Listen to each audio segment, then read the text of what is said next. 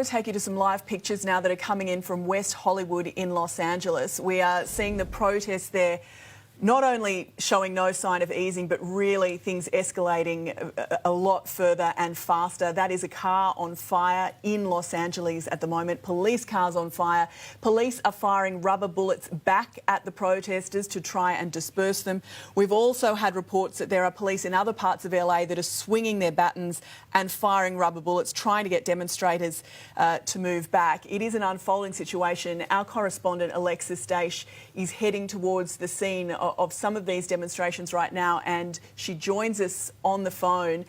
Good morning to you again, Lexi. What are you hearing and seeing in LA this morning?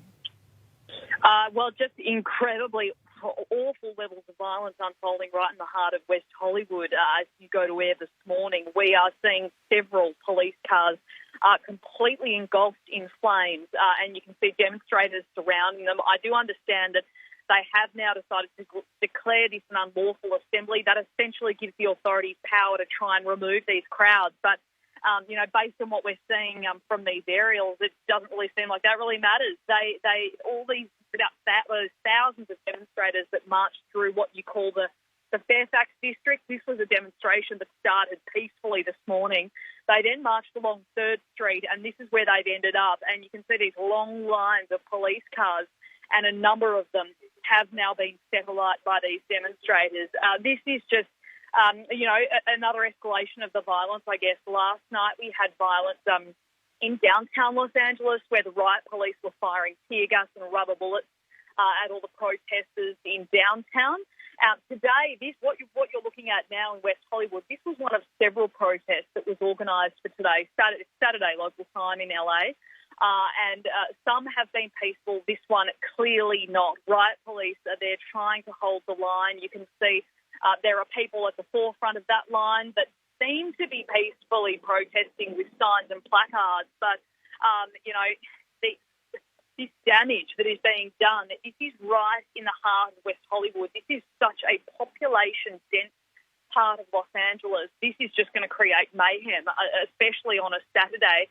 And no doubt now that this violence is unfolding, hopefully not, but this will draw people, crowds out to West Hollywood, one would think. And you just hope that now that they have declared this unlawful, this assembly unlawful, we hope that this means that some of those crowds start to send off, start to disappear. But it's right now, it's 3:30 in the afternoon here, and the fact that this is already getting to this level of violence is extremely concerning, because on previous days here, the protests have not really started to get violent until the evening. It's 3:30 and already we are seeing police cars engulfed in flames in the middle of West Hollywood. Just incredible scenes going on. Our crew will be there in a matter of minutes. So we will get up live for you as soon as we possibly can to bring you more information once we arrive, guys. And Lexi, let's remember that the United States, and it's certainly the state of California, have been in lockdown in recent weeks. And what we're seeing there is protesters, about 20 people deep, bunched very, very closely together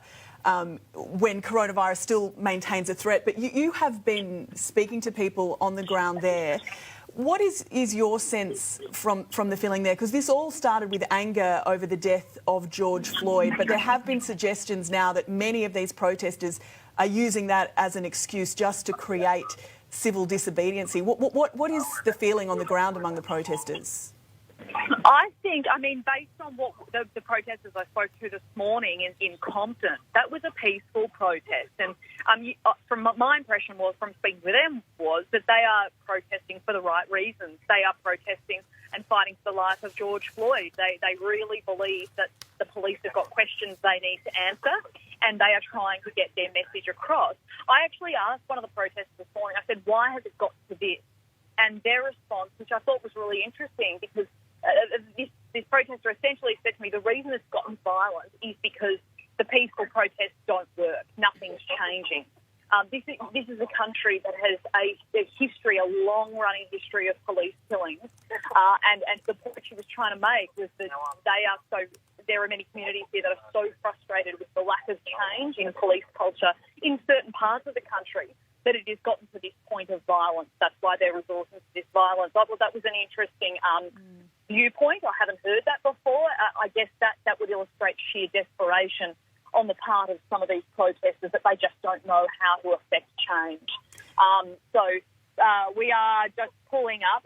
So you just have to bear with me while I get out of the car. But that you've got peaceful demonstrators who really care about the message, and then I agree with you. You know, Jade, you've got these other people who just want to use this as an excuse to get out there and hurt people, and also cause this awful damage and the looting as well. You know, that is pure opportunism in my view. The looting does nothing to send the messages around police killings and that sort of thing. So, lots of various different viewpoints in the midst of this. I think the problem is that the violence supersedes it all, unfortunately, and the message does get lost. We're just getting out of the car. We're getting out of the car, Jane, so we'll be getting up live for you as soon as we can. Yeah, Lexi, we'll let you do that, and we'll cross now to our US correspondent, Tim Arvia, who's on the ground in Minneapolis, where most of this violence started. The National Guard has been fully deployed there. Tim, what's happening there now where you are? Well, look, a lot of people have come back now to the scenes of anarchy last night. This is where they drove a car into an ATM to try to get into it. There's been a concession from police that they did not have enough police on the ground. They don't have enough police in the state at the moment to try to control what is happening. That's why they are bringing more in. As you mentioned, the National Guard being fully deployed here in Minnesota for the first time since World War II. The governor essentially saying they are going to take back the streets by force tonight, warning people if they are out past that 8 p.m. curfew, then they will be swept up in it. Mostly it has been fairly peaceful during the day. That is the pattern that we have seen over the last several days. But at night, that is when the violence erupts and the buildings start burning. Here is a little bit of what the governor had to say a short time ago. The situation in Minneapolis is no longer in any way about the murder of George Floyd. What you've seen in previous nights, I think, will be dwarfed by what they will do tonight. And if you are an innocent bystander going out there tonight, you will be swept up in this. Now, over here is one of the very many peaceful protests that are being held. A lot of people coming down here to remember George Floyd's death, not far from where he was actually killed.